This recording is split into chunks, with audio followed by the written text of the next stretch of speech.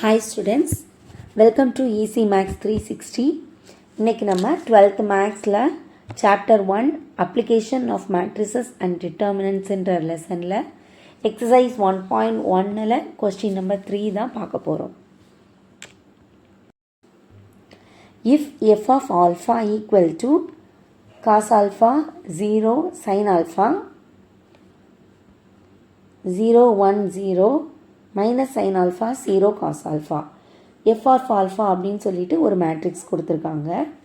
நம்ம என்ன பண்ணணும்னா show that F of alpha the whole inverse equal to F of minus alpha அப்படின்னு நம்ம என்ன செய்யணும்னா ப்ரூவ் பண்ணணும். ஸோ இதுதான் நம்ம ப்ரூவ் பண்ண வேண்டியது. ஸோ எல்ஹெச்எஸ் கண்டுபிடிக்கணும், அது ஈக்குவல் டு இந்த ஆர்ஹெச்எஸ் அப்படின்னு ப்ரூவ் பண்ணணும். அப்போது கொடுத்துருக்கிற எஃப் ஆஃப் ஆல்ஃபாக்கு இன்வர்ஸ் கண்டுபிடிக்கணும். இன்வர்ஸ் கண்டுபிடிக்கணும் அப்படின்னாலே என்னது, A inverse equal to we know the formula 1 by modulus A into adjoint A. So இங்கே ஏக்கு பதிலாக எஃப் ஆஃப் ஆல்ஃபா கொடுத்துருக்காங்க. So modulus F of alpha கண்டுபிடிக்கணும், அட்ஜாயிண்ட் ஆஃப் எஃப் ஆஃப் ஆல்ஃபாவும் கண்டுபிடிக்கணும். ஸோ இந்த ரெண்டும் கண்டுபிடிச்சிட்டோன்னா அதை இந்த F of alpha the whole inverse இந்த ஃபார்முலாவில் நம்ம போடும்போது எல்ஹெச்எஸ் நமக்கு கிடச்சிரும். நெக்ஸ்ட்டு வந்து என்ன பண்ணணும், எஃப் ஆஃப் மைனஸ் ஆல்ஃபா, அதாவது இங்கே ஆல்ஃபா இருக்கிற இடத்துல இங்கே மைனஸ் ஆல்ஃபா இருக்குது.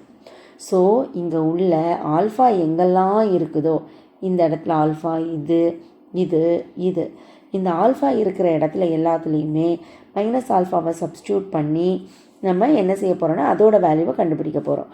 ஸோ ரெண்டுமே அதுக்கப்புறம் என்ன ஆகும்னா ஈக்குவல் ஆகும். ஸோ நம்ம ப்ரூவ் பண்ணிடலாம். ஸோ ஃபஸ்ட்டு நம்ம சம் கொடுத்த உடனே நம்ம என்ன செஞ்சிடணும், என்னென்ன பண்ண போகிறோன்றதை டிசைட் பண்ணி வச்சுக்கணும். ஸோ நெக்ஸ்ட்டு எஃப் ஆஃப் ஆல்ஃபாவை ஒன் டைம் எழுதிக்கிறோம்.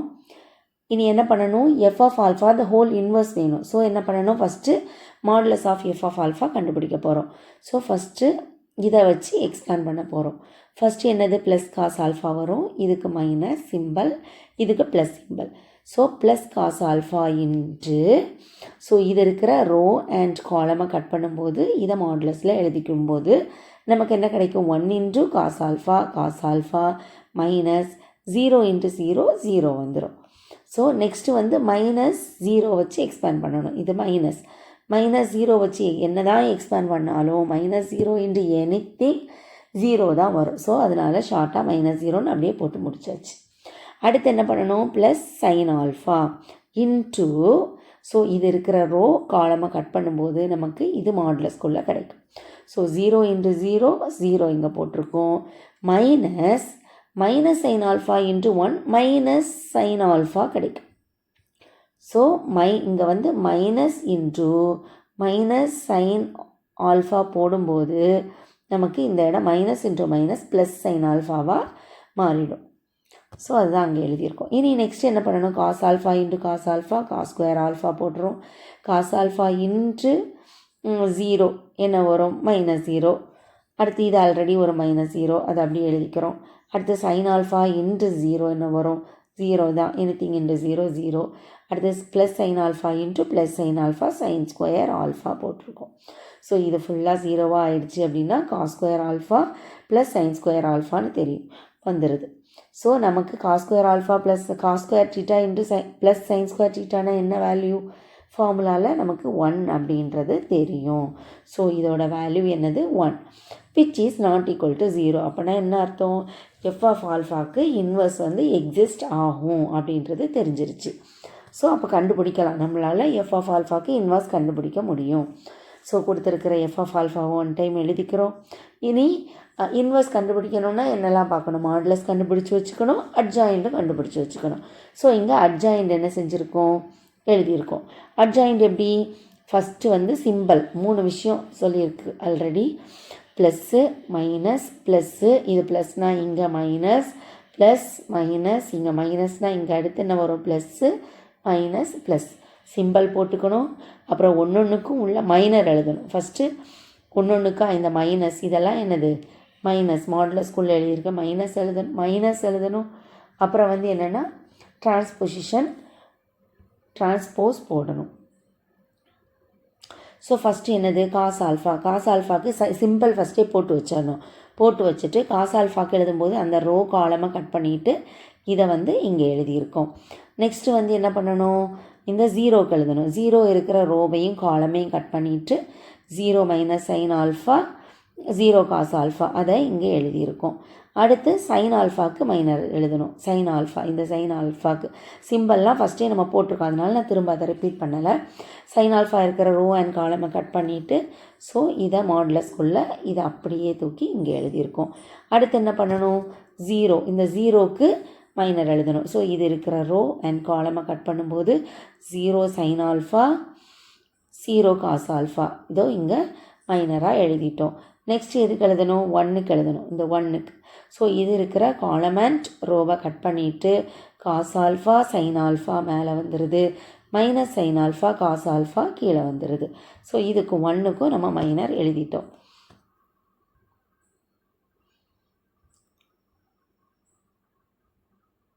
நெக்ஸ்ட்டு ஜீரோக்கு எழுதணும்.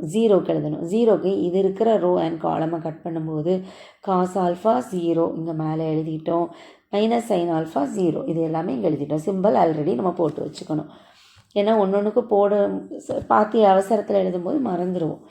நெக்ஸ்ட்டு வந்து எதுக்கு எழுதணும், மைனஸ் சைன் ஆல்ஃபாவுக்கு மைனர் எழுதணும். இது இருக்கிற காலம் அண்ட் ரோவை கட் பண்ணும்போது இதை மாடுலஸில் அப்படியே என்ன செஞ்சுக்கணும், இங்கே எழுதிக்கணும்.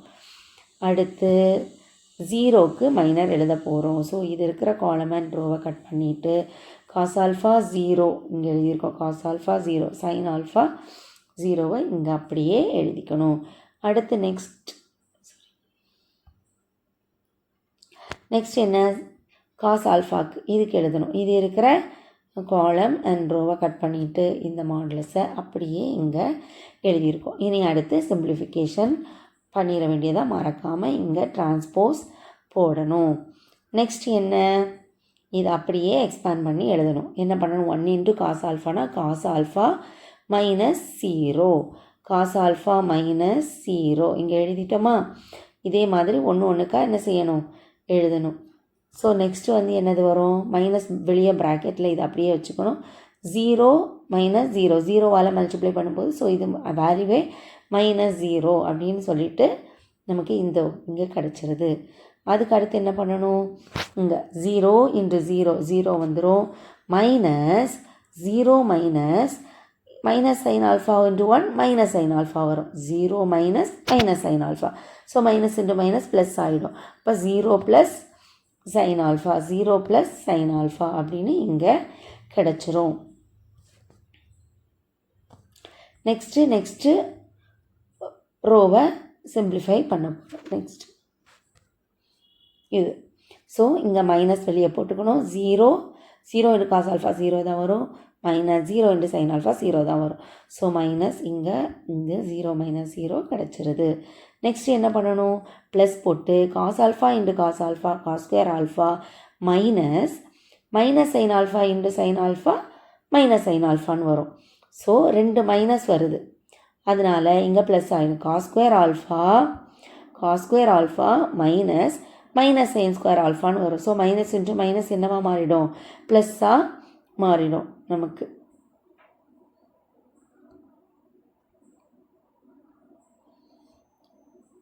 ப்ளஸ்ஸாக மாறிடுது. இங்கே இது ப்ளஸ்ஸாக மாறிடுது. ஸோ நெக்ஸ்ட் என்னது, மைனஸ் காஸ் ஆல்ஃபா இது 0 இருக்கும். இதே மல்டிப்ளை பண்ணும்போது என்ன வந்துடும்னா நமக்கு 0 கிடச்சிரும். ஸோ அதுதான் என்ன செஞ்சுருக்காங்க, இங்கே எழுதியிருக்காங்க. நெக்ஸ்ட்டு தேர்ட் ரோவை சிம்பிளிஃபை பண்ணணும்.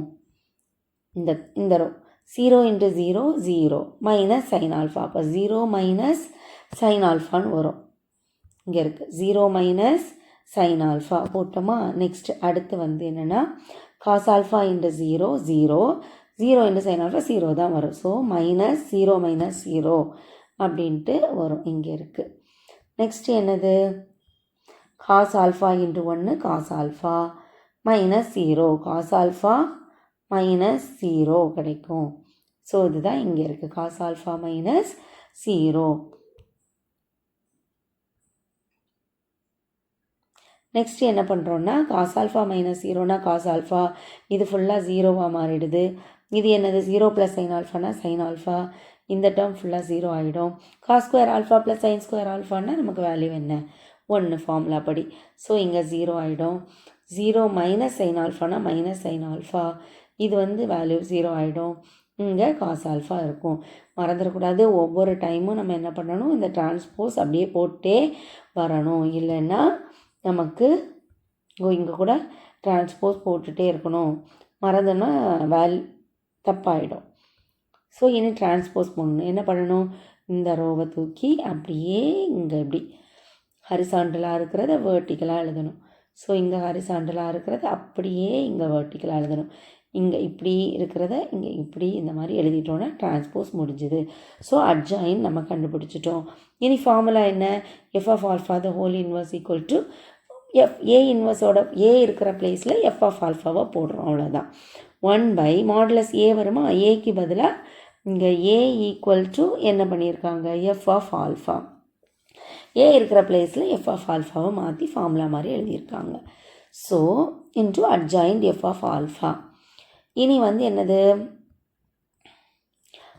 1/f ஆஃப் ஆல்ஃபாவோட வேல்யூ நம்ம என்ன கண்டுபிடிச்சோம், இங்கே 1ன்னு கண்டுபிடிச்சோம். எஃப் ஆஃப் ஆல்ஃபாவோட வேல்யூ மாடுலஸ் எஃப் ஆஃப் ஆல்ஃபாவோட மாடுலஸ் வேல்யூ என்னது 1ன்னு கண்டுபிடிச்சோம். ஸோ அதை தான் நம்ம இங்கே சப்ஸ்டியூட் பண்ணியிருக்கோம். 1/mod F of alpha 1. So adjoint இப்போ தான் நம்ம மேலே என்ன செஞ்சோம், கண்டுபிடிச்சிருக்கோம். இதை தூக்கி இங்கே எழுதியிருக்கோம். இனி 1/1 அதோட வேல்யூ 1 தான். ஸோ அதை அப்படியே எழுதி இதுதான் 1 ஃபஸ்ட்டு ஈக்குவேஷனில் எல்ஹெச்எஸ் என்ன செஞ்சிட்டோம், நம்ம கண்டுபிடிச்சிட்டோம். இனி என்னென்னா ரைட் ஹேண்ட் சைடு கண்டுபிடிக்கணும். That is F of minus alpha we have to find. F of alpha is equal to கொடுத்துருக்கிறத அப்படியே எழுதியிருக்கிறோம். அப்போ என்ன பண்ணணும், replace alpha by minus alpha. ஆல்ஃபாவை மைனஸ் ஆல்ஃபாவால் ரீப்ளேஸ் பண்ணுறோம். இப்போ இங்கே ஆல்ஃபா இருக்கிற இடத்துல எல்லாம் மைனஸ் ஆல்ஃபா, ஆல்ஃபா இருக்கிற இடம்லாம் மைனஸ் ஆல்ஃபா, இங்கே மைனஸ் ஆல்ஃபாவால் ரீப்ளேஸ் பண்ணியிருக்கோம். பண்ணிவிட்டு நமக்கு என்ன தெரியும், சைன் ஆஃப் மைனஸ் ஆல்ஃபா அப்படின்னா, சைன் வந்து ஒரு ஆடு ஃபங்க்ஷன், அது ஒரு ஆடு ஃபங்க்ஷன் மாதிரி. உள்ள வந்து இந்த ஆங்கிள்குள்ளே மைனஸ் இருந்துச்சுன்னா அது வெளியே வந்துடும். மைனஸ் சைன் ஆல்ஃபான்னு இருக்கும். காஸ் ஆல்ஃபா, காஸ்ன்ற ஃபங்க்ஷன் வந்து எப்படின்னா ஒரு ஈவன் ஃபங்க்ஷன். ஸோ ஈவன் ஃபங்க்ஷன்றனால உள்ள மைனஸ் இருந்தாலும் அது பாசிட்டிவாகவே எடுத்துகிட்டு வரும். Cos of minus alpha is equal to cos alpha.